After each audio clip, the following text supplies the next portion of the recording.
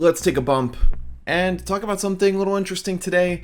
I've got a top 10 list, or I guess a bottom 10, of the worst 10 professional wrestling moves.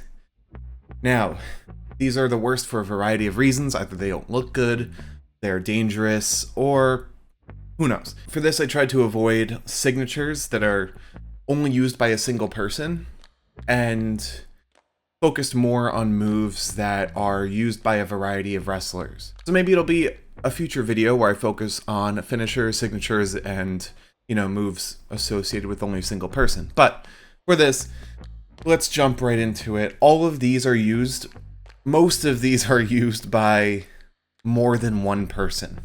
So, number 10, we have a controversial one, Superman Punch / the Orange Punch.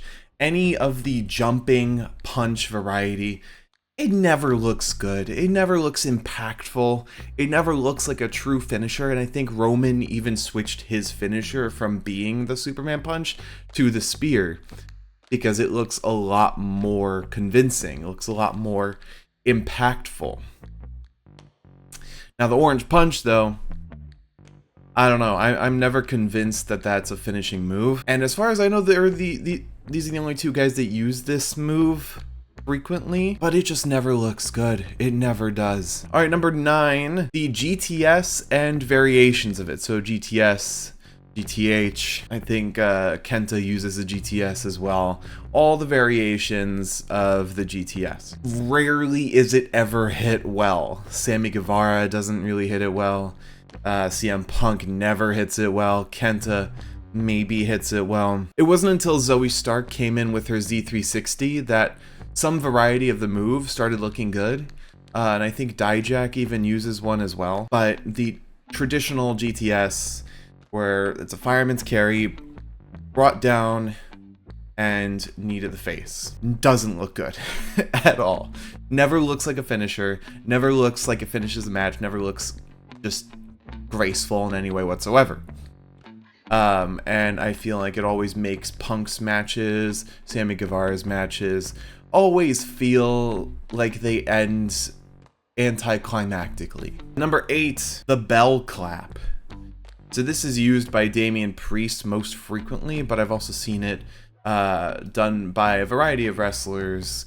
Most recently, Robbie X during the Best of the Super Juniors in New Japan, and it just doesn't, none of it looks like it works, Like, first of all, the hands are clapping way in front of the face. Like, if my arms are extended here, the person's head is here, nowhere near the clap. And that's what's supposed to be what rings your bell, is clapping the ears. It's not, oh, clapping in front of my face. That's not what the move is supposed to be. It's supposed to be, oh, you're ringing my bells. You're disorienting me. And it always just looks so fake. It looks like the epitome of like sports entertainment. Not actually trying to compete, but just look like it's a performance. And so, yes, this is one of those that just doesn't look good, period. Like, never does it ever look good. I think people should stop using it, because if you were to actually do it, unless you're like really cupping on somebody's face, which it might still hurt somebody, it's not gonna look good at all. All right, number 7, the 5-knuckle shuffle, the people's elbow, the ball and elbow, all of those varieties of moves that are kind of a taunt, run the ropes, and then a simple strike. Doesn't look good. It's just a taunt, I'm willing to give this one a little bit more leeway because, yeah, it's mainly for taunting, and when it's used by a heel, it's effective. But when Cena does it as the typical babyface, I don't know. Sure, it gets a big pop.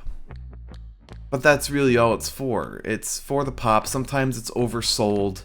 It's way too much setup for, just very little impact. Next, number 6, we have the machine gun chops. Now, these are used by a lot of people who are inspired by strong style Japanese wrestling. For example, Eddie Kingston uses this a lot. Ryo Mizunami uses this a lot. Those are two examples of people who do it and don't do it well. Also, Satoshi Kojima, I'm not a fan of him using it. I don't think it ever looks impactful. I don't none of the chops past the first two look like they're actually, hitting hard. They always look soft. They always, are oversold. That's the problem with this and a lot of other moves on the list. They're oversold. You'll have somebody in the ropes, like holding onto the ropes, not even like trying to block or anything, just holding on like in agony, as they're taking these chops. The only person I've ever seen do these chops well, and every single one is impactful, is Go Shiozaki on Noah. He is the only one I've ever seen do the machine gun chops and have all of them look like they cause pain. All the others, it's just a pop. It's just, it's just for flair, for the homage of the move. Next, number 5, the atomic drop. My problem with this one, because it always looks fine, it's not dangerous, but it's technically illegal. It's technically an illegal move. It's a low blow, pretty much. But why isn't it illegal? It's somebody landing crotch first on your knee. How is that not a disqualification? Jeff Hardy does it every match. Every single match. I think Matt Hardy does too, but mainly Jeff Hardy. A bunch of other wrestlers use the atomic drop. It's a iconic move, but it's a low blow. It's simply a low blow. It shouldn't be allowed. I want to see one match with like a new ref that like just started, and they see an atomic drop done, and they call for the bell. They're like, nope, that's a low blow. You can't do that. That would be amazing.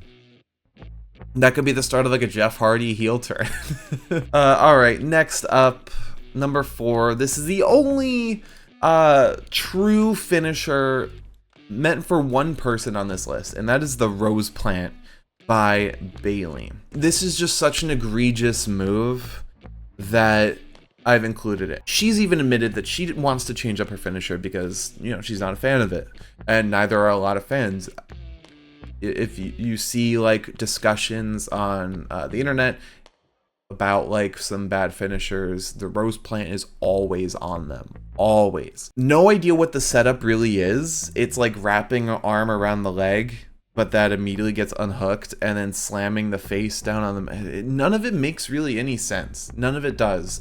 It never looks impactful. I think the Bayley to Belly is a better finisher than the Rose Plant, or she could even just switch her finisher to the elbow, the flying elbow that she does, a la Randy Savage. I think that would be a much better finisher to the Rose Plant. Literally anything else would be better than the Rose Plant. All right, number 3, one that always aggravates me, the old school and variations of it. So most typically done by the Undertaker. And the Undertaker, it was an impressive feat when he does it because, wow, this really big guy is walking the ropes right now. That's so cool. Until you think about it for more than a second. His opponent is holding onto his hand the whole time. What's stopping the opponent from just pushing him off? What's stopping that? It takes away from everything in wrestling. And there are some people, some like smarter people who like while their hands being held onto, they like sell their wrist pain or whatever. Oh God, you're hurting me. Like even that doesn't really work. And Ricky Saints has been doing it a lot. Even when he was in AEW, was doing it a lot. And every time, it's a taunt. Sure. Do you need to be holding onto the person while you do it? Physically, yes, you need to be holding on because they are propping you up on the ropes. That is what is assisting you. I think some luchadors have also done it too. Like I think Lindsay Dorado used to do it, and Grand Metalik. Maybe some others, but I forget who exactly. But the first people that come to mind are Undertaker and Ricky Saints, who've done this move a lot. And it's just one of those moves. It takes you out of it. It's like, okay, this person's, not really selling, thinking about just pushing the person off.